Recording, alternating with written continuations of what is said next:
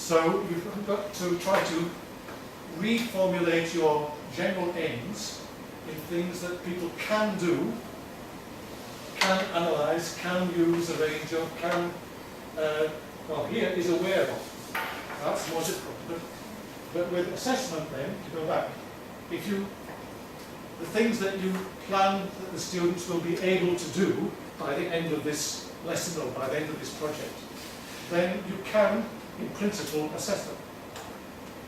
Krasimir, she didn't, but she could have assessed some of their competences. She could have given them some other documents, not Christmas cards, but something similar. And she said, okay, exam, test. Here's a number of documents, I want you to examine them. Categorize them, do the same as you did with the Christmas cards, and see how well they can do that. And that would be a means of testing. So in that sense, you can test some things which are, which can formulate as can do. But critical thinking and all is also competence.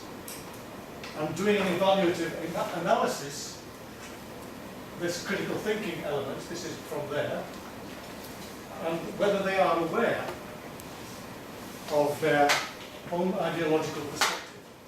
So this is a kind of abstract statement of what is involved. If you wanted to test that, well, you can do it. You can do it.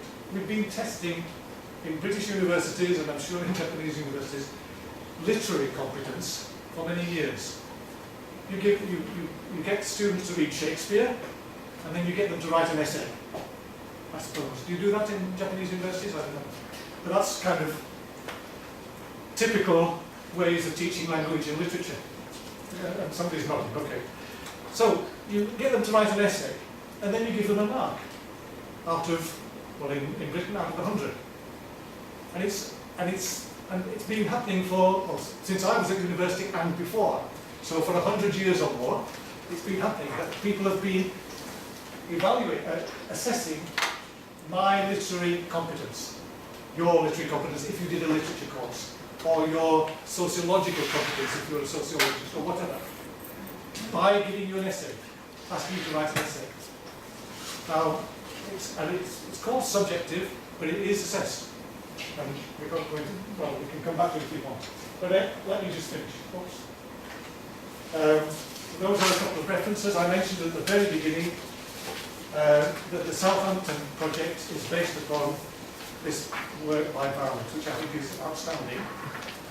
If you want to see something which one of my PhD students, who was Japanese, did in teaching Japanese as a foreign language to beginners in an English university, and she introduced criticality even in the first year. Then she's described it in that article.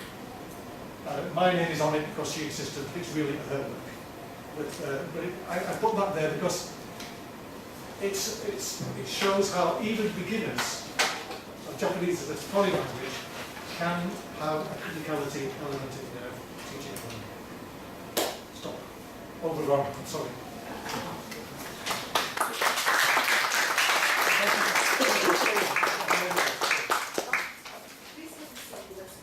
Oh, well, no, I think I sit down. Pizza, pizza will arrive at 6:20, so I think well, still some time. we can have 10 minutes question and answer session. Does anyone have any questions? Or comments, it doesn't have to be a question. I'm afraid it will have to be in English because my Japanese is non-existent. Sorry, you mentioned that publications soon to be released on the activities of various countries that the framework is activity. I'd very much be interested in knowing about that as soon as possible. Right. Well, I don't.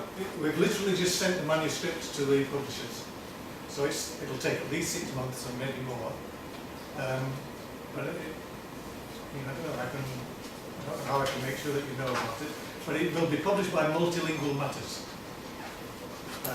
So if you look on Multilingual Matters website in, let's say, 6 months, then you will, I hope, see at least indication.